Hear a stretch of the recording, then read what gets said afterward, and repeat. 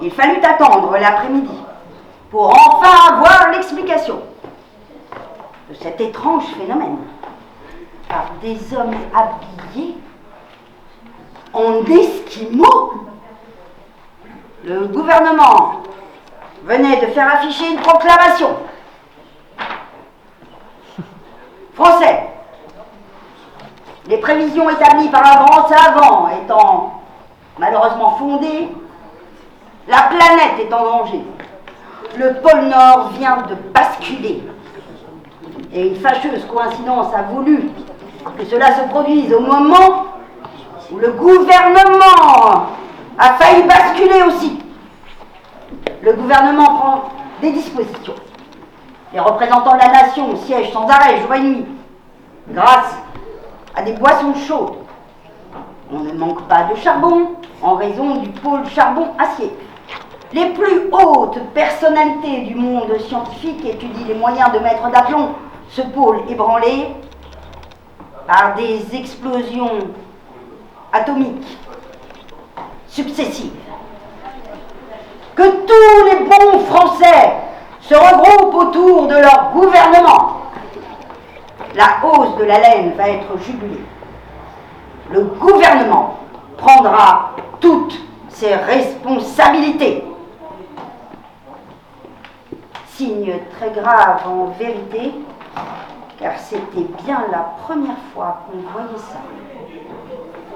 La Charente charriait des glaçons énormes qui s'entrechoquaient et dont quelques-uns atteignaient la grosseur d'un iceberg.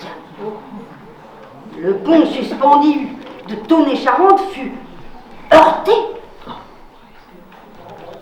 ébranlé, mais faillit basculer.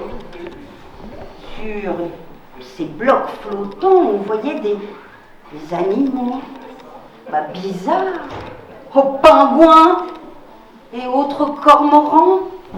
Enfin, le phoque fit son apparition. Le gouvernement fit alors apposer de nouvelles affiches. Manger du phoque, c'est un aliment très sain, plein de vitamines. On se souvient qu'un autre gouvernement avait dit la même chose quelques années auparavant pour les topinambours. Les boucheries se transformèrent en phoqueries.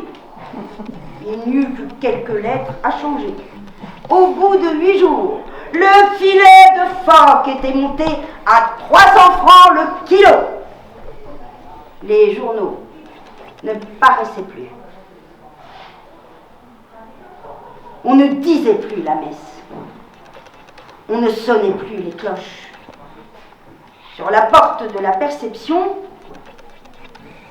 était collée une pancarte. Le percepteur s'excuse auprès des aimables contribuables de ne pas pouvoir les recevoir actuellement. En raison de la température, le recouvrement des impôts aura lieu à une date ultérieure. Comme dans toutes les collectivités, il se trouve souvent des énergumènes. Certains voulurent enfoncer les portes de la Perception pour payer, quand même. Une brigade dite du froid noir, montée sur des kayaks, vint dégager les abords de la recette des finances à coups de harpon.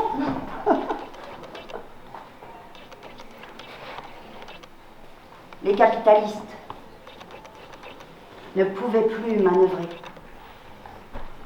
Leurs capitaux étaient gelés. À la Chambre des représentants de la nation, les langues étaient figées.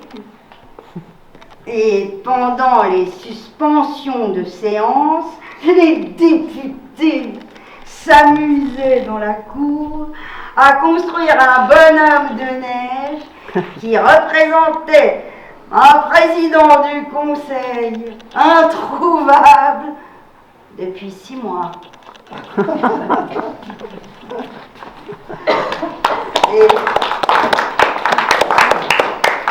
le chant de la victoire, c'est le chant de la victoire, c'est le chant de la victoire. C'est la paix, c'est un beau jour, il faut la garder toujours. La joie règne dans tous les cœurs, la paix est belle, soyons fidèles et chantons toujours, toujours la victoire et l'amour, la victoire et l'amour, la victoire et l'amour, la victoire et l'amour.